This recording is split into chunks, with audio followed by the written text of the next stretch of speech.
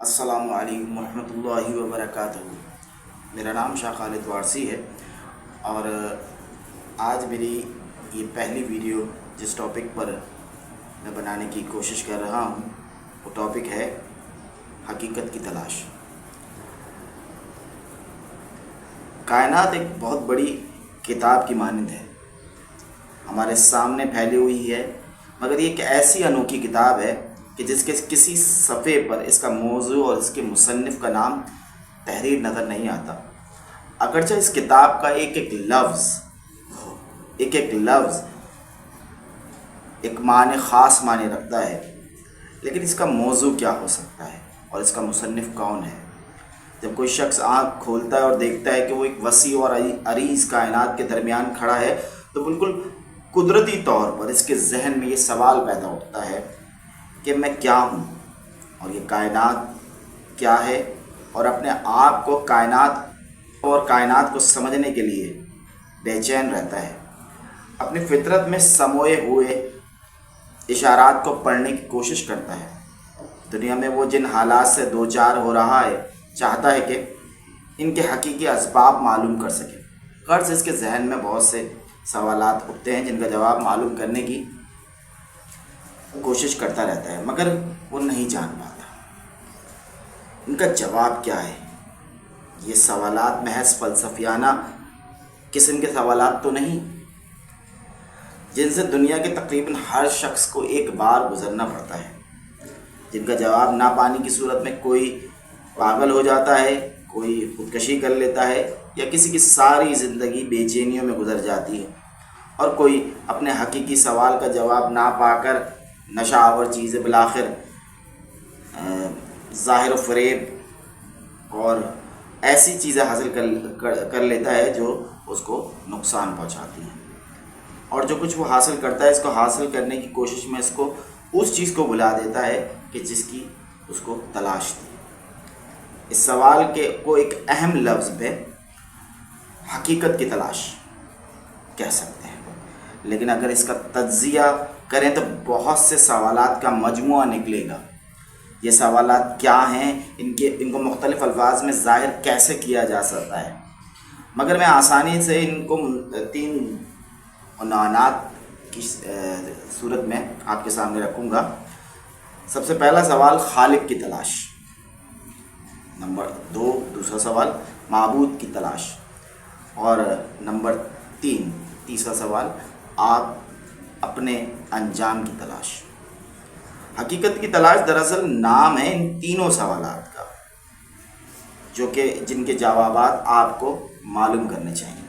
آپ خواہ ان الفاظ میں سے اس سوال کی تشریح بھی کریں، لیکن حقیقتاً اس کی بدلی ہوئی تعبیر ہی ہوگی، اور انہی تینوں عنوانات کے تحت انہیں اکٹھا کیا جا سکے گا۔ بظاہر یہ سوالات ایسے ہیں جن کے بارے میں ہم کچھ نہیں جانتے، اور نہ کسی پہاڑ کی چوٹی پر ایسا کوئی بورڈ لگا ہوا نظر آتا ہے کہ جہاں ان کا جواب لکھا ہو، مگر حقیقت یہ ہے کہ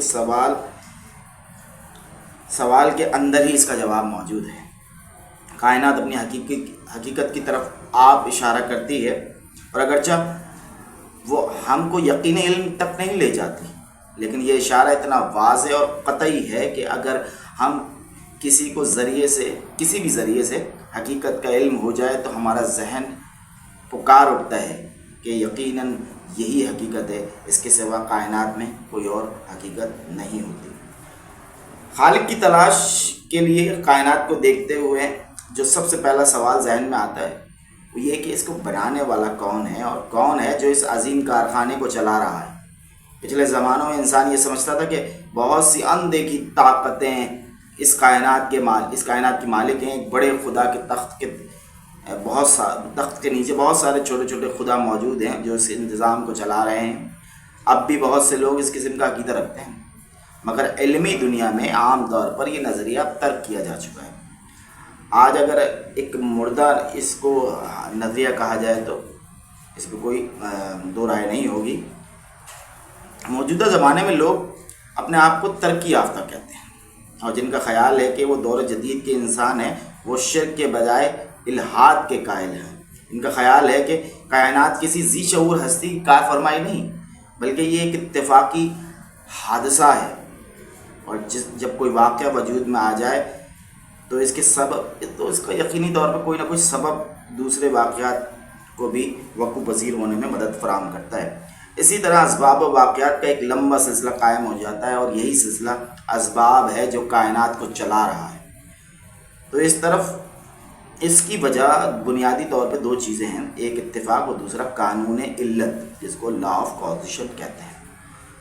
یہ وجہ بتاتی ہے کہ اب سے تقریباً 2 لاکھ سال پہلے کائنات کا وجود نہ تھا۔ اس وقت ستارے تھے نہ تھے، اور نہ سیارے تھے، مگر فضا میں موجود ایک چھوٹے چھوٹے پارٹیکلز موجود تھے۔ یہ مادہ اس وقت جمی ہوئی ٹھوس حالت میں نہ تھا، بلکہ اپنے ابتدائی ذرے یا برقیے، جس کو فوٹونز کہا جاتا ہے، اس صورت میں کائنات میں فضائے بسیط میں یکساں طور پر پھیلا ہوا ہے۔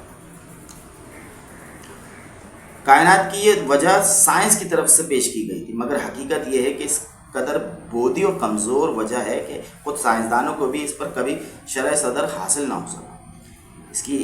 اس حقیقت کو تسلیم کرنا اتنا آسان نہیں معلوم ہوتا کہ کائنات کو پہلی بار کس نے حرکت دی ہوگی، اس فوٹون کو کس نے حرکت دی ہوگی جس کے تحت یہ اسباب بنتے رہے اور کائنات کا وجود عمل میں آتا رہا اور اب تک آ رہا ہے۔ اس کا دعویٰ ہے کہ اس نے کائنات کے محرک اول کو معلوم کر لیا، اس محرک اول کا نام اس کے نزدیک اتفاق ہے۔ تو اتفاق بھی یقینی طور پر کسی نہ کسی سبب سے ہوتا ہے، اور وہ سبب کون ہے، اس سبب کو پیدا کرنے والا کون ہے، اور اس سبب کے پیچھے کون سی ایسی ذات کار فرما رہی جو اس روشنی کے ذرے فوٹون کو حرکت میں لا سکے۔ پھر یہ کائنات اگر محض اتفاق سے وجود میں آئی ہے تو کیا واقعات لازمی طور پر اسی رخ کو اختیار کریں جس رخ پر آج موجود ہیں؟ کیا اس کے سوا کچھ اور نہیں ہو سکتا تھا؟ کیونکہ اتفاق تو سسٹم کا نام نہیں ہے، اتفاق بربادی بھی لا سکتا ہے اور آبادی بھی، آپس میں ٹکرا کر جو ہے تباہ بھی ہو سکتی تھی، بہت ساری چیزیں، لیکن یہ سسٹمیٹک طریقے سے چل رہی ہیں چیزیں۔ پھر کون سی منطق ایسی ہے جس کے تحت جو ہے خدا تعالیٰ نے یہ کائنات وجود میں کی؟ اور اس ویڈیو کو آخر تک لے جانے سے پہلے اس کا مختصراً میں آپ کو احوال بیان کر دوں کہ یہ ویڈیو صرف اور صرف انفارمیشن اور جنرل نالج کے تحت بنائی جا رہی ہے، اور اس ویڈیو کا مقصد صرف یہ جاننا ہے کہ اس کائنات کا اصلی خالق کون ہے۔ اور ہم انشاءاللہ اگلی ویڈیو میں کوشش کریں گے کہ کائنات کے اصلی خالق، صحیح خالق اور حقیقی خالق کی طرف جو ہے اپنا سفر شروع کریں۔ میرا ساتھ دیجیے گا، چینل کو سبسکرائب کیجیے، لائک کیجیے۔